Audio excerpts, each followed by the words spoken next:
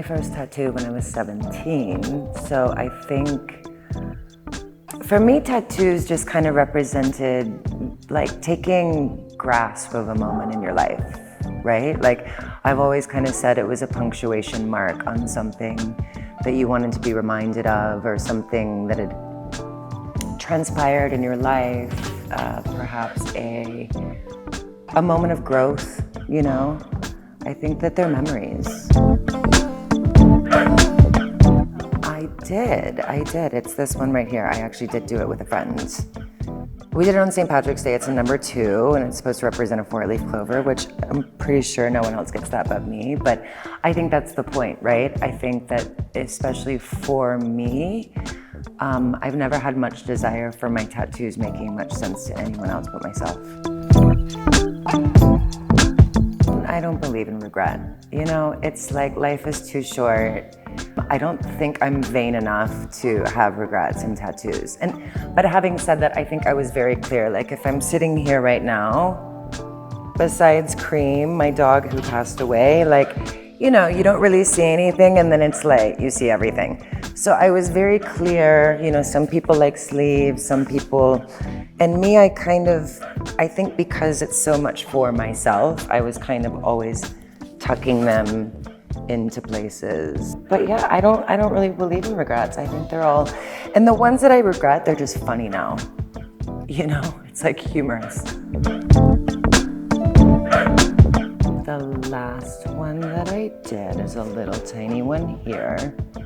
It says DF Dubs, which is short for DFW Metroplex, which is where I'm from in Texas, DF Dubs. I mean, that's the thing. When I say all of these things out loud, it sounds so ridiculous. Like, why would one put that permanently on their body? But everything resonates, you know, and this was like when I went back to Texas for the last time, having gone and moved back there for 10 months before we moved to Marseille. And I have a little Texas, and the MS is for Marseille. Kind of funny that the MS is bigger. That's my dog, Boz. That dog has got a lot to say, more than I do. I've got like a weird Grecian cowgirl here. If you kind of add them up, it's a lot, and I actually forget all the time about my tattoos, and I always ask my husband, because I have a very large one here, and when I get tan, it's red ink, so you kind of, but my husband's like, I don't even see it anymore.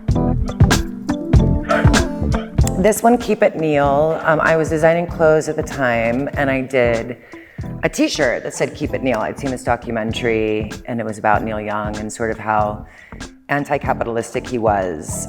He also did a record that followed up to his Harvest Moon record that was really quite esoteric. It was like all 80s synthesizers, and he was known for his folk music. So basically it was like, he turned down this huge ad job with Pepsi for millions of dollars, and then like did this bizarro album. And so like after watching, I was like, keep it Neil, keep it real. And I made this t-shirt, and then Neil Young contacted me and was like, did you make that t-shirt? And I was like, yes, sir, I did. So then, you know, I kind of felt like I needed that to be, you know, it was sort of a funny pun of a t-shirt that I made in jest. And then once Neil kind of caught wind to it, I was like, I'm gonna put that on my body forever. Keep it Neil, keep it real. It's a state of mind, it's a lifestyle. Same with Babe is Busy. I mean, you know, you can be at the beach and be busy. You can be at work and be busy. You know, you can, like, just the way that you live your life, like, I just think that you should be busy, and like, that means just kind of being aware too, right? I mean, this is all sacred geometry. This is based on a Native American symbol. I think I drew that on a napkin in Austin one day at a bar. I mean, there's other things. I've got my LB tattoo here, which is how Louise Bourgeois signed every single one of her paintings. I'm a huge fan. And what else? Oh, that's a really old one. Idilios, it means small romances in Latin. I don't know, man. You know, they're just, this one says, you know, there's a thing that says like, don't mess with Texas. And this one says, I'll mess with Texas.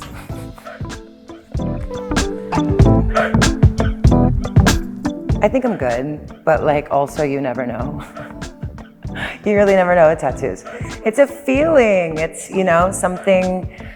I mean, perhaps it's something quite bizarre. It's like, I think people tend to get tattoos around moments of like pure happiness and sometimes of sadness too. Because it's a way to sort of release moments in your life that feel really heavy when you do get a tattoo. So I think it's both. So let's hope it's a happy tattoo if I do get one.